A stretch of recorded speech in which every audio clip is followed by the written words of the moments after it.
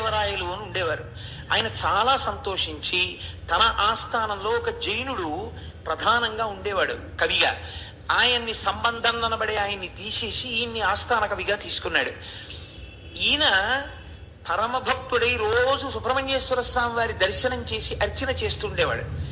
ఈ రాజు ఒక రోజున కోరిక కోరాడు, నాకు సుబ్రహ్మణ్య దర్శనం చేయిస్తావా అని. ఈయన అన్నారు, అరుణగిరినాథర్, సుబ్రహ్మణ్య దర్శనం చేయిస్తాను, కానీ ఆయన తేజస్సుని చూస్తే నీ కళ్ళు మాడిపోతాయి, చూడలేవు అన్నారు. మాడిపోయినా పర్వాలేదు, ఒక్కసారి నాకు ఆయన్ని చూడాలనుంది అన్నాడు. అయితే రా చూపిస్తానన్నారు. సుబ్రహ్మణ్యుడి దేవాలయంలోకి తీసుకెళ్లి ప్రార్థన చేశారు. ఒక స్తంభంలోంచి సుబ్రహ్మణ్యేశ్వర స్వామి వారి యొక్క మూర్తి దర్శనమైంది. ఇప్పటికీ సుబ్రహ్మణ్యేశ్వర స్వామి ఉత్సవాలన్నీ అక్కడ దీపం పెట్టే ప్రారంభిస్తారు. అమ్మవారికి గాజులు తొడిగే ఉత్సవం కూడా ఆ స్తంభం దగ్గరే చేస్తారు. ఆ స్తంభంలోంచి స్వామి కనపడగానే ప్రౌఢదేవరాయలు చూశాడు, కానీ రెండు కళ్ళు మాడిపోయాయి. అప్పుడు మళ్ళీ అరుణగిరినాథర్ ప్రార్థన చేశాడు సుబ్రహ్మణ్యుణ్ణి, రాజుకి కళ్ళిమ్మని. మళ్ళీ ప్రౌఢదేవరాయల వారికి కళ్ళొచ్చాయి. రాయలవారు ఈయన పట్ల ఎంతో ప్రేమ పెంచుకుని జీవితం గడుపుతున్నాడు. ఇది నచ్చలేదు సంబంధానికి.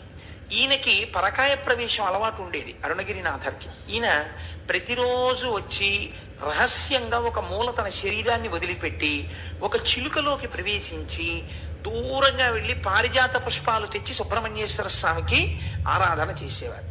సంబంధంకి ఈ విషయం తెలిసింది, శరీరాన్ని విడిచిపెట్టి చిలుకలోకి దూరి వెడుతుంటాడు అని. ఒక రోజున ఈయన చిలుకలోకి వెళ్ళగానే ఈయన శరీరాన్ని కాల్చేశాడు. కాల్చేస్తే ఇంకా ఆయన చిలుక రూపంలో ఉండిపోయాడు. ఇప్పటికీ కిలిగోపురం అని పిలుస్తారు. చిలక రూపంలో ఉంటారు ఆ కిలిగోపురం మీద ఉండి. ఇప్పటికీ ఆయన సుబ్రహ్మణ్యేశ్వర స్వామి వారి మీద పాటలు పాడతారు అని జగత్ప్రసిద్ధి. కాబట్టి అరుణాచలం ఒక గొప్ప సుబ్రహ్మణ్య క్షేత్రం.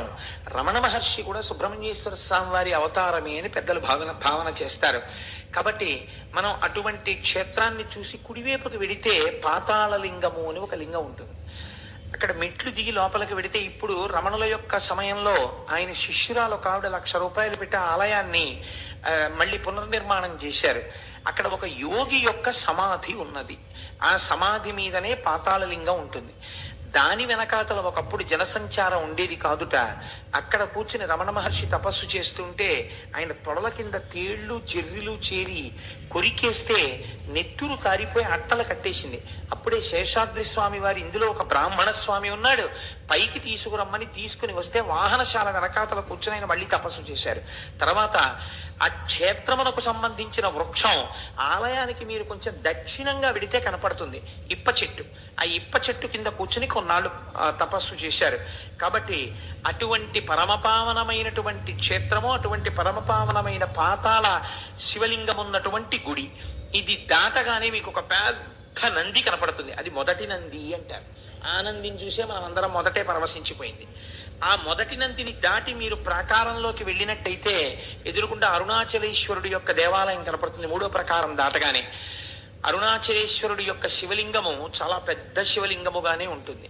చిత్రం ఏమిటంటే, రమణులకు చాలా భక్తులైనటువంటి వారు కొంతమంది అరుణాచలేశ్వర దర్శనం చేసుకోవడానికి గుళ్ళోకి వెళ్ళినప్పుడు శివలింగము యొక్క స్థానములో గొంతుకు కూర్చున్నటువంటి రమణుల యొక్క దర్శనమైంది చాలా మందికి. ఆయనకి అభేదమైనటువంటి స్థితిని చేరుకున్నారు.